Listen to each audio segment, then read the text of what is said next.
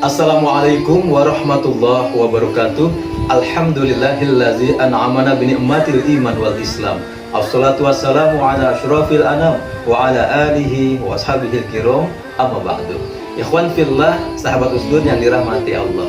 Abdullah bin Abbas radhiyallahu anhu berkata bahwa ada seorang pemuda Yahudi yang setiap hari Sabat atau hari Sabtu ia begitu rajin mempelajari mengkaji Taurat.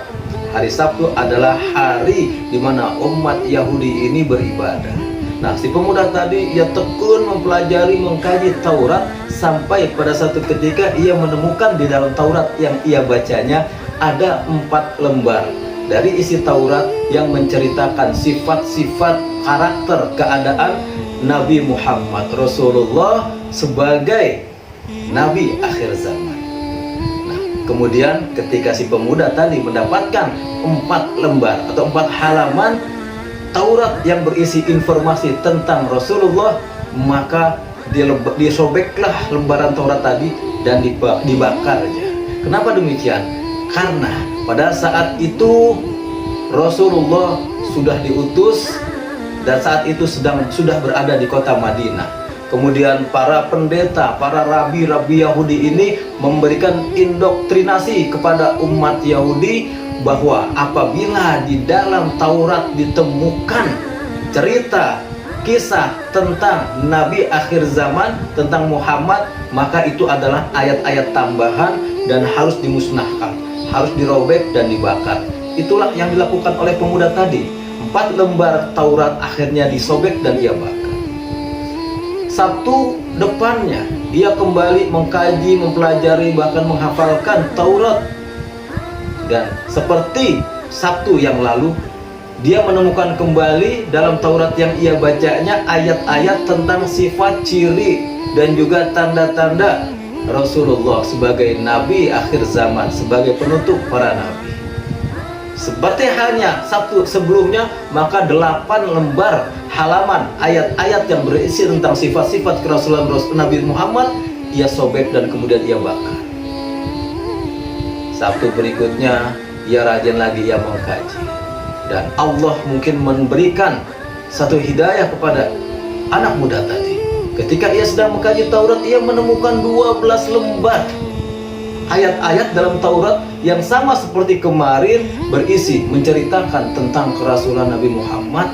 Bahkan kali ini dia menemukan bukan hanya Rasulullah, tetapi beberapa sahabatnya juga, sahabat Rasulullah diceritakan dalam kitab Taurat itu. Pemirsa, ketika dia menemukan 12 lembar ayat-ayat dalam Taurat yang menceritakan tentang khataman Nabi, tentang penutup para Nabi, yaitu Rasulullah Muhammad, maka pada kali ini ia berpikir, cerdas dia. Kalaulah kemarin 4 lembar aku sobek, kemudian 8 lembar aku temukan lagi ayat-ayat tentang Rasulullah, maka aku sobek. Maka kalau ini 12 lembar aku sobek, nanti lama-lama Taurat ini akan habis. Akhirnya ia pelajari terus, bahkan ia mengulang-ulang sampai muncul hidayah.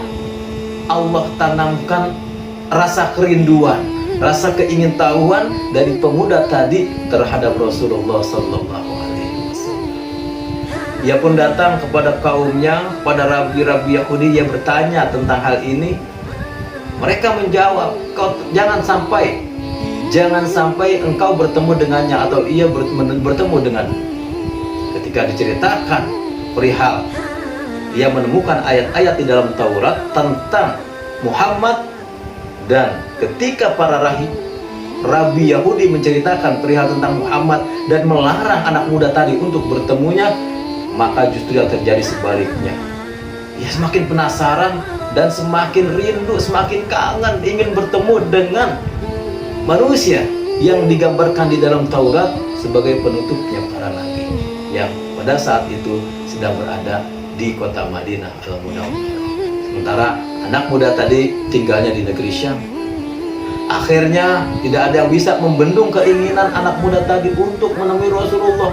Berangkatlah ia dari negeri Syam menuju kota Madinah untuk bertemu, untuk menemui Rasulullah Sallallahu Alaihi Wasallam.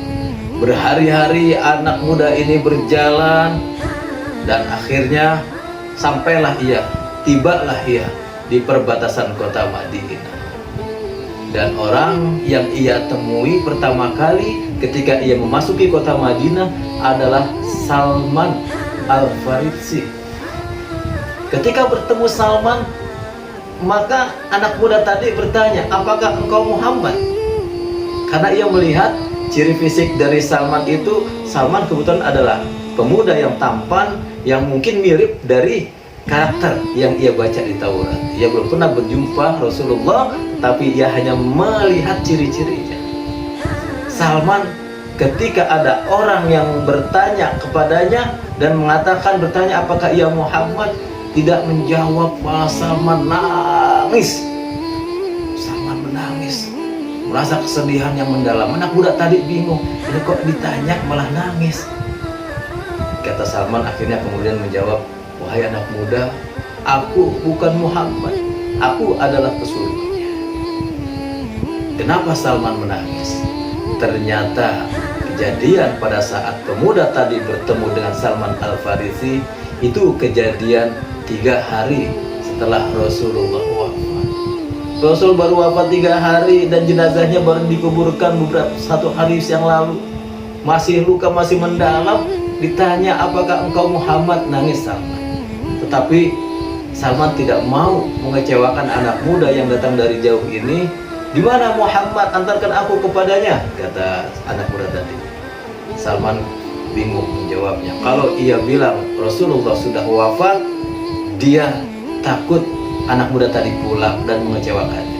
Kalau ia bilang Rasulullah masih hidup, maka ia berdusta. Akhirnya Salman berkata, wahai pemuda, mari aku antarkan engkau kepada para sahabat-sahabatnya. Salman mengajak anak muda tadi menuju ke Masjid Nabawi. Di sana para sahabat sedang berkumpul. Suasana yang tidak seperti biasanya. Semua menunduk, semua sedih, tidak ada yang berbicara. Masih dalam keadaan suasana duka, di mana Rasulullah baru 3 hari wafat. Anak muda tadi begitu sampai di Masjid Nabawi, dengan semangatnya ia melihat orang-orang yang berkumpul. Assalamualaikum ya Muhammad. Ia memberi salam kepada Muhammad karena ia mengira mungkin ada Muhammad di antara sahabat-sahabat yang ada. Assalamualaikum ya Muhammad. Para sahabat yang mendengar anak muda tadi memberikan salam kepada Muhammad nangis semua. Wahai, kenapa engkau membuka luka kami? Kenapa engkau menyebut nama tadi? Ini pemuda makin bingung. Dia mengucapkan salam, Assalamualaikum ya Muhammad. Sahabat semuanya menangis. Akhirnya ada di antara sahabat yang berkata, wahai anak muda, sesungguhnya tidakkah engkau mengetahui bahwa orang yang kau tanyakan, kau yang sebutkan tadi, baru 3 hari wafat? Begitu mengetahui bahwa Rasulullah sudah 3 hari wafat, terbalik keadaan. Ini anak muda tadi nangis. Dia menggerung, dia menjerit, menangis, menyesali. Ya Allah, kenapa? Andai aku tidak dilahirkan oleh ibuku, menyesal. Andai aku tidak membaca Taurat, andai aku tidak bertemu ayat-ayat yang menceritakan tentang orang ini, tentang Muhammad ini.